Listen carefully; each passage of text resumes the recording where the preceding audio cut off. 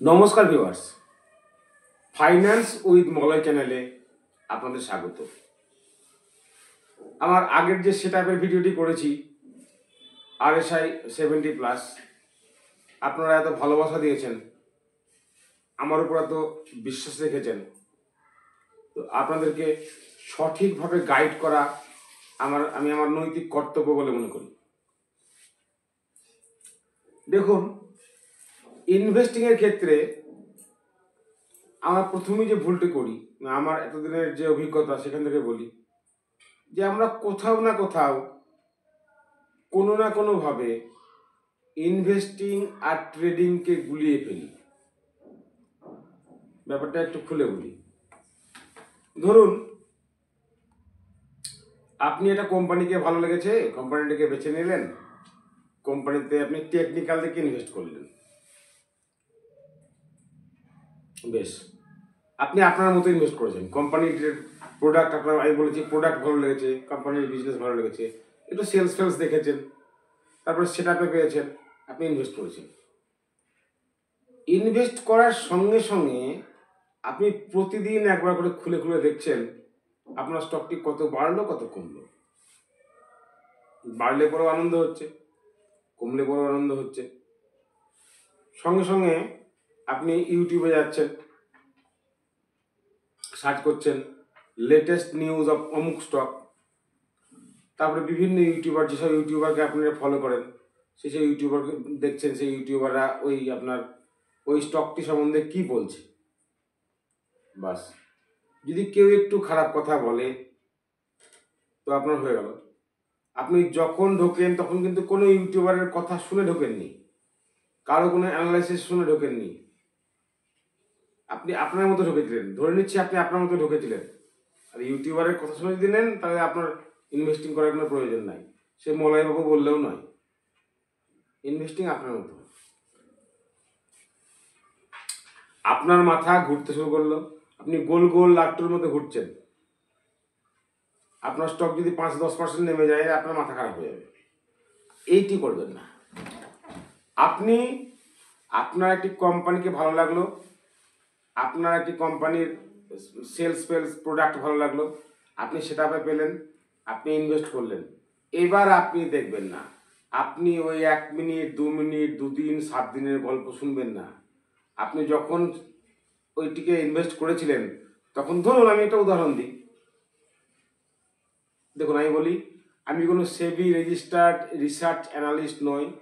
আমি যে স্টকের কথা বলবো সেটা শুধু উদাহরণ মাত্র, কোনো বাই সেল বা হোল্ড রেকমেন্ডেশন নয়। আমি আগেও বললাম যে কোনো ইউটিউবারের কথা শুনে মলয়বাবু বললেও আপনি কিন্তু ইনভেস্ট করবেন না। আপনি আগে নিজের মতো করে ভাববেন, তারপর ইনভেস্ট করবেন।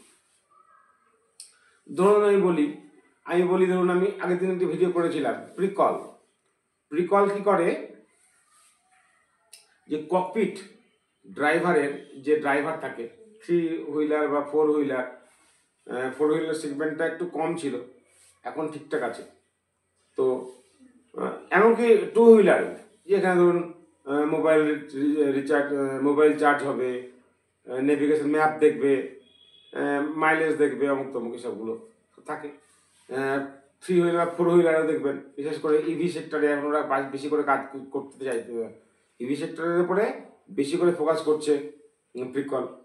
তো ওখানে যে ককপিটে 4 চাকার যে বা 3 চাকার যে ড্যাশবোর্ডটি থাকে, সেখানে ও একদম সব দেখতে পাবে।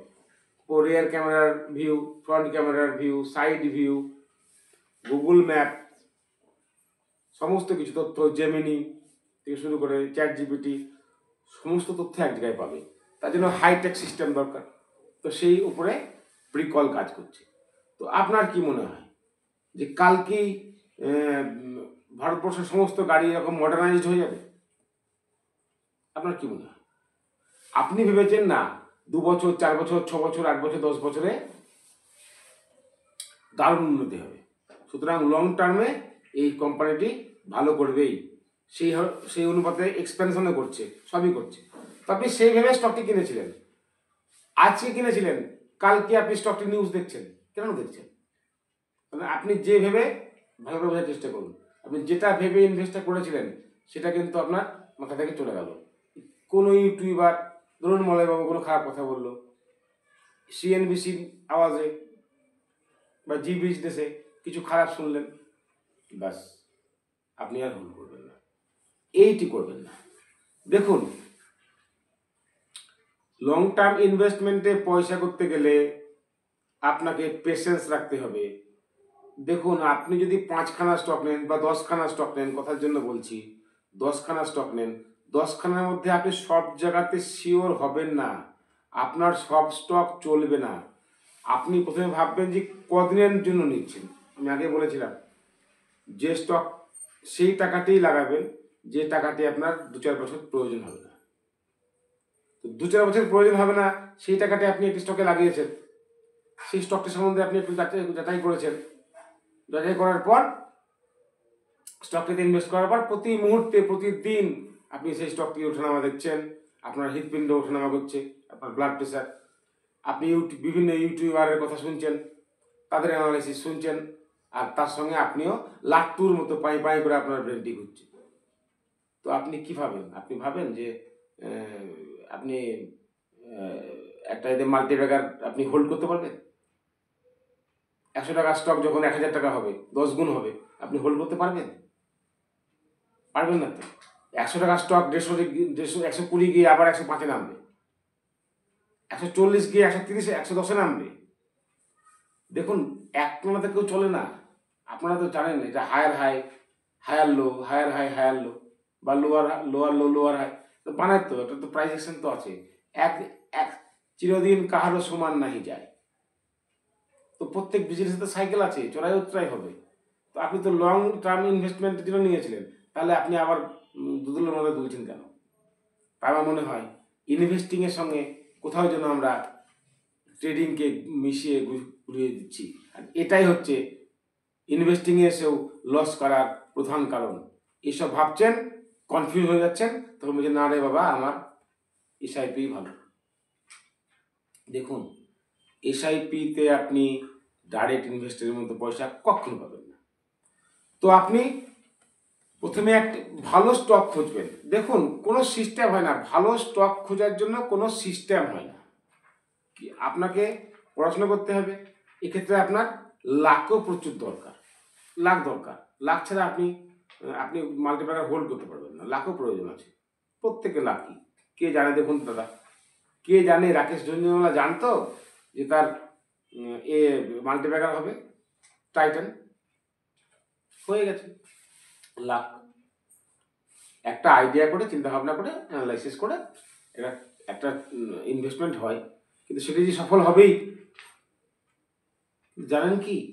20%, 30%, মানে আপনার 10টা স্টকের মধ্যে যদি 3-4টে স্টক চলে দাদা, আপনি পয়সা খেতে পারবেন। এটাই বাস্তব, এটাই সত্য, এটা আপনাকে মানতেই হবে। তো দেখুন, স্টক বাছাই, আপনাকে প্রথম কথা হচ্ছে স্টকের মোট কি, বিজনেস কি, এ নিয়ে আমি আরেকদিন বলবো। তো একটা ভালো স্টক বাঁচতে গেলে আপনাকে পড়তে হবে স্টকটি কি করে, স্টকটির রেজাল্ট কেমন। তো দেখুন, বিভিন্ন রকম করে ভালো হয় সব স্টক পড়া। আপনি পড়তে লাগলে বুঝতে পারবেন কোন স্টক পড়ার দরকার নেই, কোন স্টক পড়ার দরকার আছে।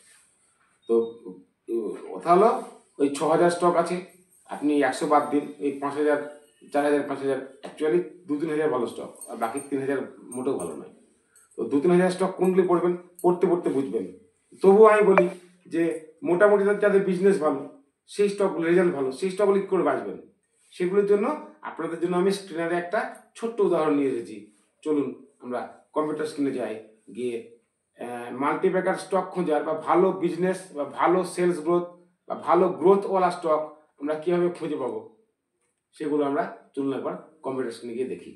চলুন, স্ক্রিনারে আসবেন, স্ক্রিনারে এসে ক্রিয়েট স্ক্রিন করবেন। ক্রিয়েট স্ক্রিন করে প্রথমে লিখবেন, আপনার প্রথম প্রয়োজন হচ্ছে সেলস গ্রোথ। লিখবেন সেলস সরি এখনো আসেনি, সেলস গ্রোথ আপনার 3 বছরের দেখব। কত হবে সেলস গ্রোথ হতে হবে গ্রেটার দেন আপনার আমি ধরে নিচ্ছি 20%। তো sales growth is greater than 20%, greater than আপনার 20% হয়েছে। এবার আপনি স্পেস দিয়ে লিখুন অ্যান্ড, শুধু সেলস গ্রোথ হতে হবে না, প্রফিট গ্রোথ হতে হবে। তো আমরা লিখি প্রফিট গ্রোথ, প্রফিট লিখলেই চলে হবে, profit growth 3 years, profit growth is greater দেন এটাকেও 20% ধরে নিচ্ছি, এটাও আপনার 20% লাগবে। অ্যান্ড তাহলে সেলস গ্রোথ হলো 3 বছরে 20%, প্রফিট গ্রোথ 3 বছরে 20%, 3 বছরে করেছে। তাহলে কি লাস্ট 1 বছরে করেছে কি, সেটা কি আমি 3 বছরের দেখছি, কারেন্টলি 1 বছরে করেছে কি সেটা দেখে নিই। তা শুধু সেলস গ্রোথ, তাহলে sales growth Y and Y মানে year on year sales growth, quarterly sales growth দেখে নেবো যে এটা 20% আছে কিনা, এটা আমরা দেখে নেবো 20% আছে কিনা। তাহলে year on year sales growth, year on year quarterly sales growth আপনার 20 হলো। অ্যান্ড এটার প্রফিট গ্রোথ দেখে নেব যে এটা 20 আছে কিনা। তাহলে ওয়াই প্রফিট গ্রোথ, এই দেখুন নিচে প্রফিট গ্রোথ, এটা আমরা দেখে নেব যে গ্রেটার দেন 20। তাহলে আমি সেলস গ্রোথ প্রফিট গ্রোথ দেখলাম। তো এবার আমি আচ্ছা অ্যান্ড লিখে রাখি। এবার আমি কি দেখব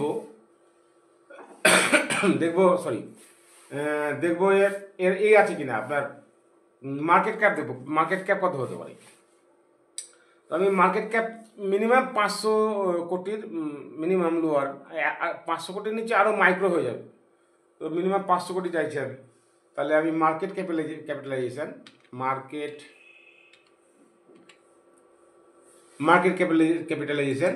এটা 500 কোটির বেশি হবে। তাহলে আপনার গ্রেটার দেন 500 কোটি, 500 লিখলাম। অ্যান্ড এবার দেখুন 500 কোটির বেশি হবে না, কিন্তু এবার যেন লার্জ ক্যাপও খুব বড় ক্যাপও না হয়ে যায়। আমি 30,000 কোটির মধ্যে রাখতে চাইছি। আপনি 20,000 কোটি করতে পারেন, 25,000 কোটি করতে পারেন। কত করবেন? আমি ধরুন 30,000 কোটি বলছি, 30,000 কোটির মধ্যে আপনার মার্কেট ক্যাপ হতে হবে। তাহলে মার্কেট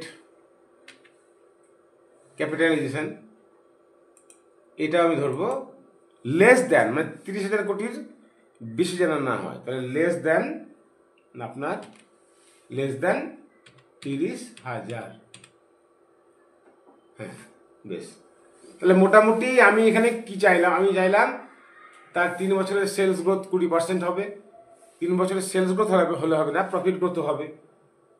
ওয়াই সেলস গ্রোথ 20% হবে, ওয়াই প্রফিট গ্রোথ 20% হবে। মার্কেট ক্যাপিটালাইজেশন, মার্কেট ক্যাপ আপনার 500 কোটির বেশি হবে এবং 30,000 কোটির মধ্যে হবে, 500 থেকে 30,000 কোটির মধ্যে হবে। এইখানে যদি আপনি রান দিস কোয়ারি করেন তাহলে দেখবেন আপনার কতগুলো আসছে, 181টি রেজাল্ট আসছে। তো আপনি এই 181টি কোম্পানিকে আপনি দেখতে পারেন। এই 181টি কোম্পানিকে আপনি এখানে দেখুন কি কোম্পানি আসছে, RRP defence, Waaree renewables, TechD, Cybersec, Oswal pumps, GK energy, Silchar tech. এবার আপনাকে ইন্ডিভিজুয়ালি প্রত্যেকটা কোম্পানির চার্ট, যে দুটো চার্ট প্যাটার্ন বলেছি এই চার্ট প্যাটার্ন লক্ষ্য করবেন, কোম্পানির প্রোডাক্ট যেটা বললাম সেটা লক্ষ্য করবেন, সেলস লক্ষ্য করবেন, কোম্পানির কনকল পড়বেন, তারপরে আপনারা সিদ্ধান্ত আসবেন। এটা একটা অনেকগুলি পদ্ধতির মধ্যে একটা পদ্ধতি মাত্র। এতে আপনি আরও অনেক কিছু অ্যাড করতে পারেন। আপনি অ্যাড করতে পারেন প্রোমোটারের কত শেয়ার, প্রোমোটার হোল্ডিং কত, আপনি ফিক্স করতে পারেন যে মিনিমাম 50% প্রোমোটার হোল্ডিং লাগবে, বা আপনি DIIFIR হোল্ডিং করতে পারেন, পি রেশিও করতে পারেন, ROCE ROE অ্যাড করতে পারেন। এবার আপনি আপনি কোম্পানির কী কী চাইছেন সেগুলো আপনি এখানে অ্যাড করতে পারেন, করে আপনি একটা মোটামুটি একটা ক্রাইটেরিয়া তৈরি করতে পারেন। এখানে গিয়ে আপনি এখানে যে অ্যাড করবেন অ্যাড হয়ে যাবে। আশা করি বোঝাতে পেরেছি। যদি আমার ভিডিওটি বুঝতে পারেন, দয়া করে লাইক করবেন, শেয়ার করবেন, সাবস্ক্রাইব করবেন। নমস্কার।